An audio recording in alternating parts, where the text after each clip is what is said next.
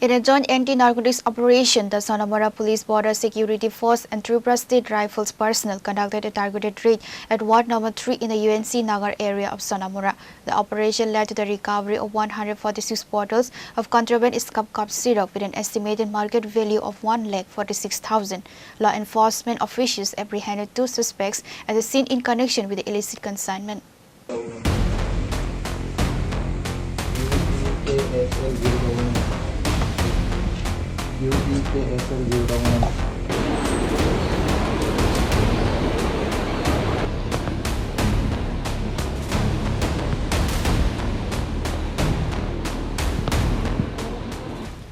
Acting on a confidential tip-off, a joint operation comprising the Sonamora Police, PSF and TSR was launched at Ward Number 3 in the UNC Nagar area of Sonamora. During the targeted search, security forces intercepted and recovered 146 bottles of contraband scab cough syrup valued at an estimated market rate of Rs 1,46,000.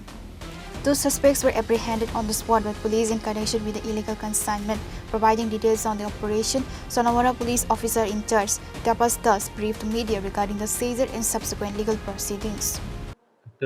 গোপন সংবাদের ভিত্তিতে মধ্যরাত থেকে আজ ভোর পর্যন্ত একটা joint operation করা হয়েছে। আমাদের সোনামুড়া থানার অন্তর্গত যে ইউএনসি নগর ওয়ার্ড নাম্বার 3 একজন ড্রাগ পেডলারের বাড়িতে, তো ওনার বাড়ি থেকে তল্লাশি করে আমরা নিষিদ্ধ স্কোপের বোতল উদ্ধার করা হয় সর্বমোট 146টি। তো এগুলি সবগুলি একই ব্যাচের ছিল। তো আমরা সমস্ত আইনি পদ্ধতি মেনে আমরা এগুলি সিজ করি অন দ্য স্পটেই, এবং এ নিয়ে আমাদের সোনামুড়া থানাতে একটা এনডিপিএস দ্বারা মামলা নেওয়া হয় এবং এই বাড়ির যে ওনাকেও গ্রেপ্তার করা হয় এবং সেই সঙ্গে ওনার যে অ্যাসোসিয়েটস আরেকজন ড্রাগ পেডলারকেও অ্যারেস্ট করা হয় কালাপানিয়া থেকে। তো আমাদের যে এই অপারেশনটা এটা আমরা সোনামুড়া থানা এবং আমাদের যে 81 ব্যাটালিয়ন বিএসএফ এবং আমাদের যে 11 ব্যাটালিয়ন টিএসআর আছে, আমরা সম্মিলিতভাবে এই অপারেশনটা করি এবং এগুলির যে কালোবাজারি মূল্য প্রায় 1,46,000 টাকার মতো, এবং এগুলি বাংলাদেশে পাচারের উদ্দেশ্যেই যতটুকু জানা গেছে এখানে মজুত রেখেছিলেন তারা। আর ওনার বাড়িও প্রায় ইন্দো বাংলা বর্ডারের পাশেই। তো আমরা তাদেরকে জিজ্ঞাসাবাদ চালাচ্ছি। আমাদের যে স্টেট সিস্টার এজেন্সি আছে এবং সেন্ট্রাল এজেন্সি আছে, ওনারা জিজ্ঞাসাবাদ চালিয়ে যাচ্ছেন।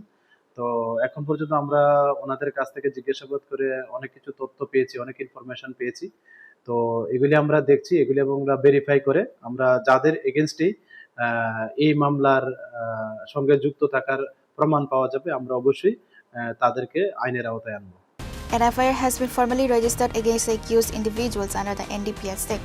Law enforcement officials stated that similar stringent anti-narcotics operations and legal measures will be aggressively sustained in the coming days to curb illicit drug trafficking.